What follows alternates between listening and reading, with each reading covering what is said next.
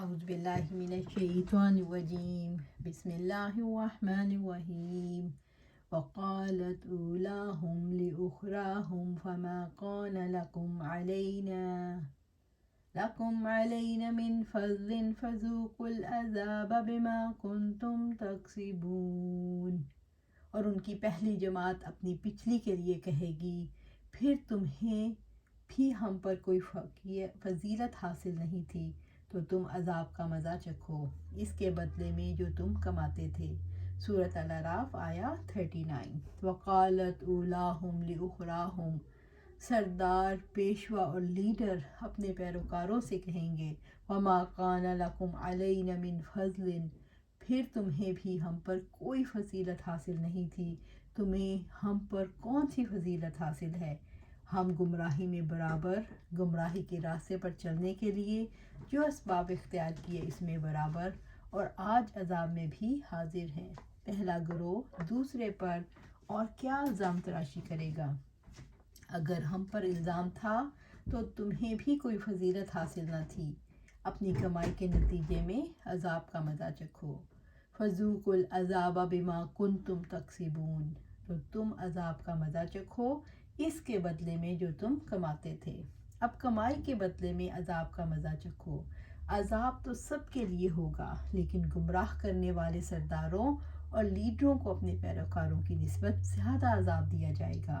رب العزت نے فرمایا، الذین کفروا وصدوا عن سبیل اللہ زدناہم عذابا فوق العذاب بما كانوا یفسدون، جن لوگوں نے کفر کیا اور اللہ تعالیٰ کے راستے سے روکا، ہم ان کے عذاب پر عذاب کا اضافہ کریں گے اس کے بدلے جو وہ فساد کیا کرتے تھے۔ سورۃ النحل آیا 88۔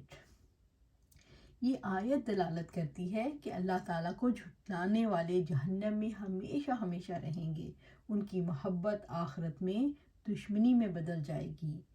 ان الذین کذبوا بآیاتنا واستکبروا عنہا لا تفتح لهم ابواب السماء ولا يدخلون الجنة حتى يلج الجمل في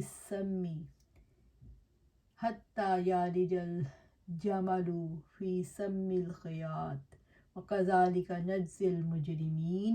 یقیناً جن لوگوں نے ہماری آیات کو جھٹلایا اور ان سے تکبر کیا، ان کے لیے نہ آسمان کے دروازے کھولے جائیں گے اور نہ وہ جنت میں داخل ہوں گے، یہاں تک کہ اونٹ سوئی کے ناکے میں داخل ہو جائے، اور ہم مجرموں کو اسی طرح بتلا دیتے ہیں۔ سورۃ الاعراف آیا 40۔ اللہ تعالیٰ نے ان لوگوں کے عذاب کے بارے میں آگاہ فرمایا ہے جنہوں نے اس کی آیات کو جھٹلایا حالانکہ وہ واضح تھی، اور تکبر کیا یعنی اللہ تعالیٰ کے حکم کی اطاعت نہ کی اور پھر منہ پھیر کر چل دیے۔ اللہ تعالیٰ کی آیات کے مقابلے میں لوگوں کے اندر تکبر کا مزاج کیسے پیدا ہوتا ہے؟ اللہ تعالیٰ کی طرف بلانے والے دلیل کی بنیاد پر بلاتے ہیں، جبکہ دلیل کے مقابلے میں مادی سہولیات کی قوت ہوتی ہے۔ اس سے مدعو کے اندر اپنی بڑائی کا احساس جاگ اٹھتا ہے، کیونکہ دلیل کی طاقت دکھائی نہیں دیتی اور مادی سہولیات دکھائی دیتی ہیں۔ یہ فرق لوگوں کے اندر تکبر پیدا کر دیتا ہے۔ لا تفتح لهم ابواب السماء ولا يدخلون الجنة، ان کے لیے نہ آسمان کے دروازے کھولے جائیں گے اور نہ وہ جنت میں داخل ہوں گے۔ جھٹلانے والوں، تکبر کرنے والوں کی روحیں اللہ تعالیٰ کے حضور حاضر ہونے کے لیے آسمان کی طرف جائیں گی اور اجازت مانگیں گی، مگر انہیں اجازت نہیں ملے گی۔ موت کے بعد انہیں بلندی نہیں ملے گی، جیسے دنیا میں انہوں نے بلندی کا راستہ اختیار کیا۔ انہوں نے بلندی کا راستہ اختیار نہیں کیا، یعنی اللہ تعالیٰ کی معرفت، اس کی محبت، اس پر توکل، اس کے لیے اخلاص کا راستہ اختیار نہیں کیا۔ حقیقت یہ ہے کہ اگر ہم اجزاء پر عمل کریں گے تو یہ پورا کل عمل نہیں ہے کہ یہ حصہ اپنی مرضی کا کر لیں اور یہ اللہ کی مرضی کا۔ ابن عباس رضی اللہ تعالیٰ عنہ فرماتے ہیں کہ کافروں کے اعمال اوپر نہیں اٹھائے جاتے، نہ ان کی دعا اوپر اٹھائی جاتی ہے۔ آپ صلی اللہ علیہ وسلم نے فرمایا، فرشتے کافر کی روح آسمان پر لے کر چڑھتے ہیں راستے میں فرشتوں کی جو جماعت ملتی ہے وہ پوچھتی ہے یہ گندی روح کس کی ہے؟ لے جانے والے فرشتے جواب دیتے ہیں کہ یہ روح فلاں بن فلاں کی ہے۔ آخرکار فرشتے اسے آسمان کے دروازے تک لے جاتے ہیں۔ پھر آپ صلی اللہ علیہ وسلم نے فرمایا یہ آیت تلاوت فرمائی۔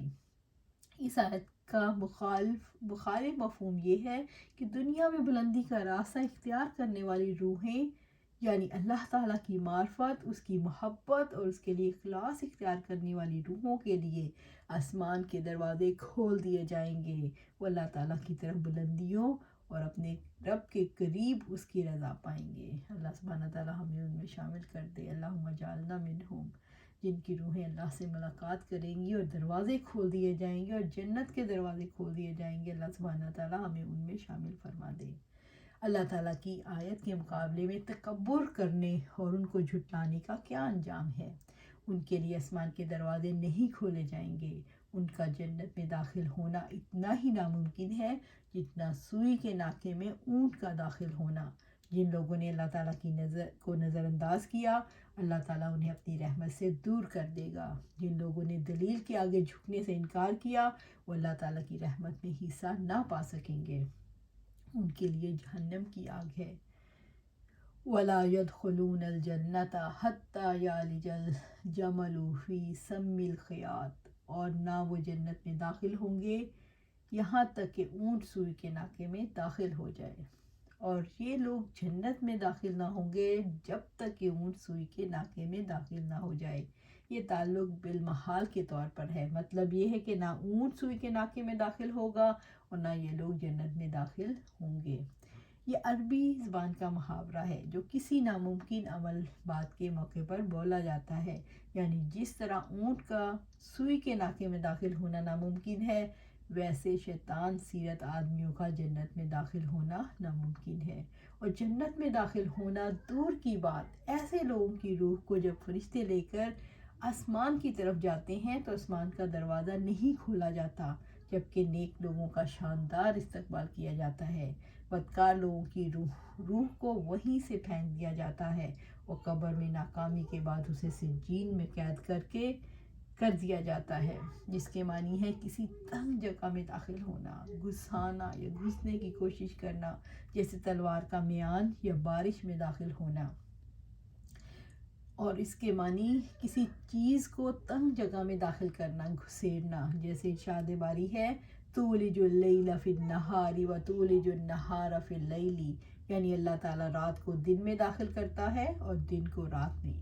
اسی مضمون کو اللہ تعالیٰ نے ایک دوسری جگہ یوں فرمایا یکور اللیل علی النہار و یکور النہار علی اللیل، یعنی رات کو دن پر لپیٹتا ہے اور دن کو رات پر۔ اور یالج الجمل فی سم الخیاط عربی زبان کا محاورہ ہے، یعنی جنت میں داخلے کی خاطر ہر ایک کے لیے ایک ہی مقررہ مقدار عمل ضروری نہیں، بلکہ ہر ایک شخص کا اس کی استعداد اور قوت کے مطابق ہی امتحان لیا جاتا ہے۔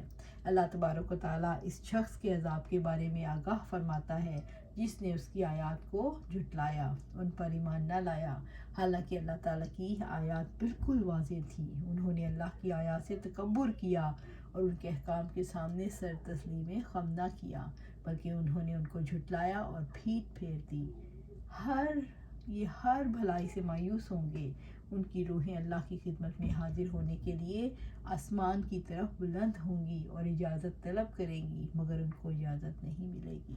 وہ موت کے بعد آسمان کی طرف اس طرح بلند نہ ہو سکیں گی جس طرح انہوں نے ایمان باللہ، اللہ کی معرفت اور اس کی محبت کی طرف التفات نہیں کیا، کیونکہ جزائے عمل کی جنس سے ہوتی ہے، یعنی جزا جب عمل ہوگا تو اس کی جزا ملے گی، جب عمل ہی نہیں تو جزا کیا ملے گی۔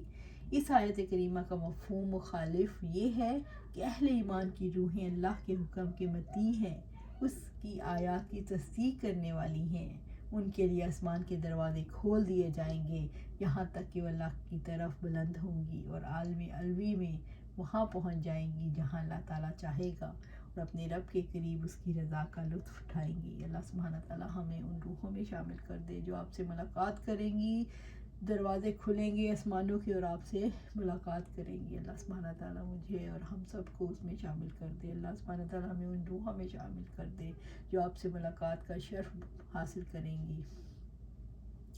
وَقَذَلِكَ نَجْزِي الْمُجْرِمِينَ اور ہم مجرموں کو اس طرح بدلہ دیتے ہیں، یعنی کافروں کو اسی طرح ہی بدلہ دیتے ہیں جن میں جرائم اور سرکشی انتہا کی ہو. رب العزت کا ارشاد ہے اِنَّهُ مَن يُشْرِكْ بِاللَّهِ فَقَدْ حَرَّمَ اللَّهُ عَلَيْهِ الْجَنَّةَ وَمَأْوَاهُ النَّارُ وَمَا لِلظَّالِمِينَ مِنْ أَنصَارٍ. یقیناً جس نے اللہ تعالیٰ کے ساتھ شرک کیا تو یقیناً اس پر اللہ تعالیٰ نے جنت حرام کر دی اور اس کا ٹھکانہ آگ ہے اور ظالموں کا کوئی مددگار نہیں. سورۃ المائدہ آیا 72.